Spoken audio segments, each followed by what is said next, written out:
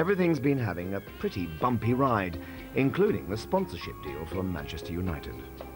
The problem with these deals is they're always fraught, and until you've got something in writing, people can tell you they're going to do a deal. They've got an interest in taking you as late as possible so that they get the price down.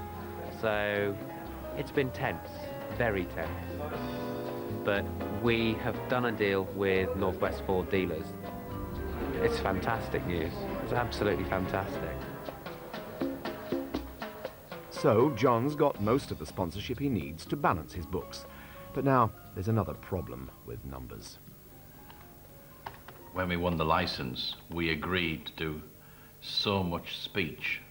40% of my output must be speech. But because we hired Degsy, and I'm not prepared at this stage to let him do 2 hours of a phone-in, I'm only going to let him do 1 hour, means I'm right on the borderline of my speech. In fact, I'm under it. So I've got to ensure that all the other presenters do more speech to compensate for Degsy not doing enough speech. So there's a lot riding on him, really. Stop. I think at the end of the day, I'm just going to eat me and worry about it afterwards. Oh, you won't have an afterwards if you've died. Hey? If you die, you won't have an afterwards to worry about, will you? Well, no, but what I'm saying is that... That's right. He's developed a lot, but having heard him the last couple of times is whether he's personally got that charisma about him that people actually want to ring in and speak to Derek Hatton. So he has to learn very quickly. He's got a learning curve, like the face of the Eiger at the moment. He's really got to climb up there. Call the Northwest's biggest phone-in, the Degsy Debate. Derek Hatton on Century 105. Century 105.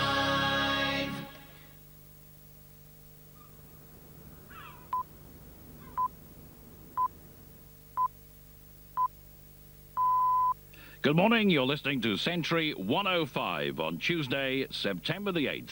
It's 8 a.m. and a star is born. For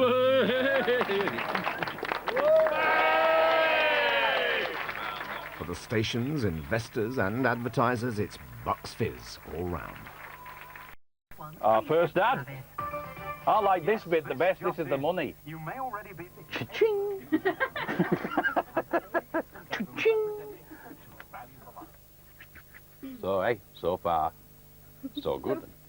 Right now, we're taking calls for the Derek Hatton phone-in when he can talk about absolutely anything under the sun, if you can get a word in edgewise, of course. I certainly struggled. When I'm finishing and going into the news, what time do I press next? About 10 seconds to go or something like that. Who's going to be in the studio for Degsy? Right, do you know how to work the desk? Yes.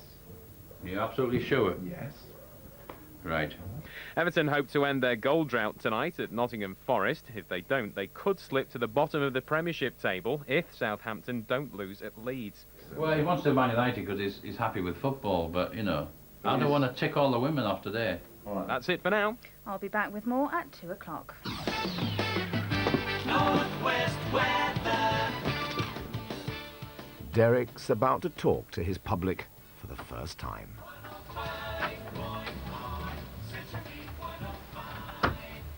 The region's big issues, today's big stories. Call now, 10161 100 0000 For the Degsy Debate on Century 105. Yes, it's 108 and it's me, Derek Hatton, with the Northwest #1 radio phone-in. Call the Degsy Debate, Derek Hatton on Century 105.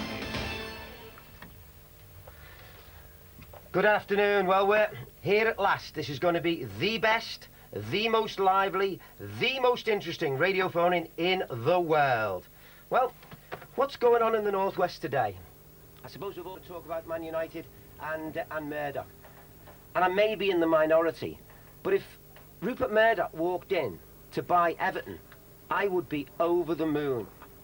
I can understand me being jealous because it's not Everton, it's Man United. I can understand Arsenal's, I can understand Leeds, I can understand Liverpool, I can understand Bolton, Bury, Blackburn, Blackpool, or whoever annoyed it because it's not them.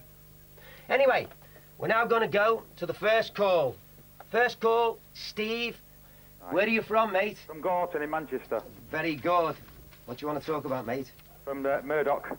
Murdoch. Yeah. Hey, have you listened this morning, by the way, to Century? I am all morning. Well, you've been listening to the. Have you listened to over the last month or so? Yeah, we're tuned in every day. We've got them all at it now. Yeah. The problem you've got now is the music goes and people like me get in the way. Yeah, well, that's it. Well, we can live with that, mate, can't we? Yeah, we can live with it. Yeah. The Right. listeners will tell me how long to give him. If his phones are busy, if he's reacting well on the phones, then he'll succeed. They can virtually control the Premiership. But if Degsy does not score on his first survey, then he's back selling newspapers on the street in Liverpool. So there's no more fussy ones, is there? Not at the moment, no.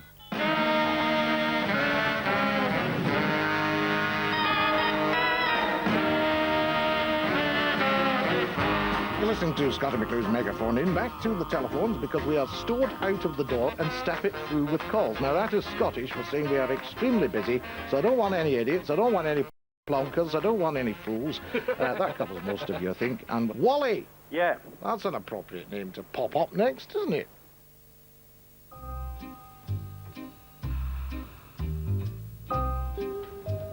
It's February the 4th, and the official audience figures are released at 8 a.m. today.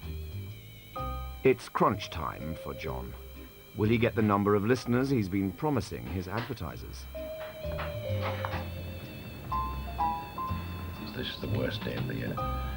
Worst day, because your life depends on that call. Sales-wise, we're saying that we'll get 7%. We have to get that, because we've sold the company on that.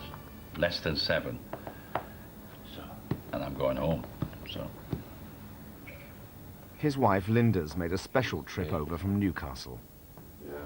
It's quite a heart-stopping moment from the time from you pick the phone up till you get to hear what the figure is. It's about 10 seconds, but for that 10 seconds, your whole heart stops waiting for the figure.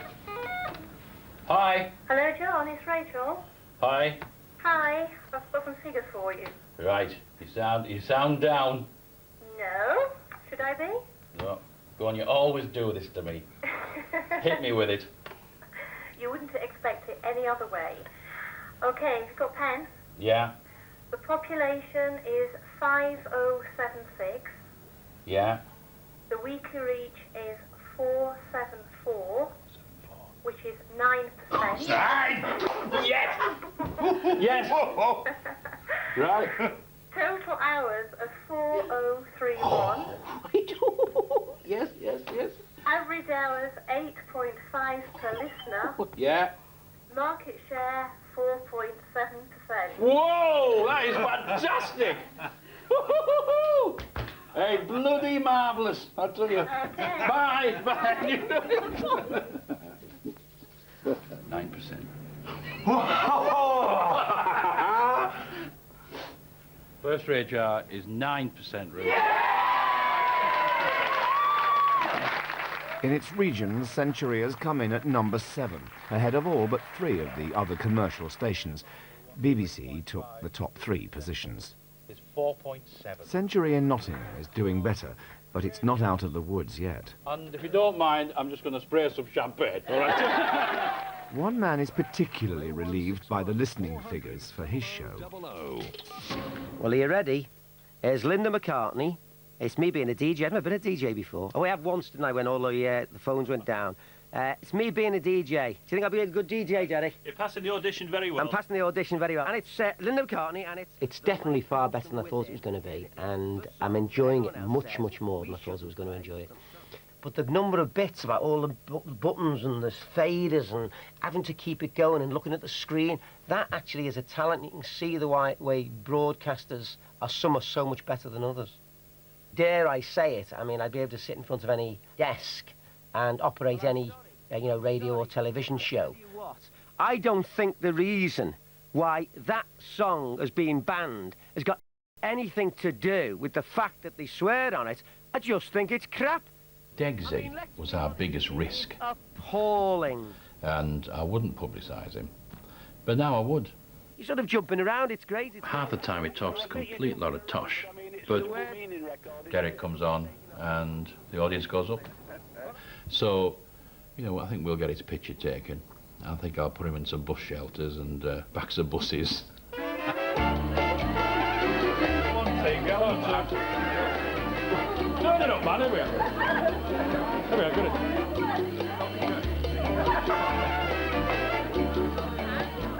John Myers is not accepting any more applications from aspiring phone-in hosts.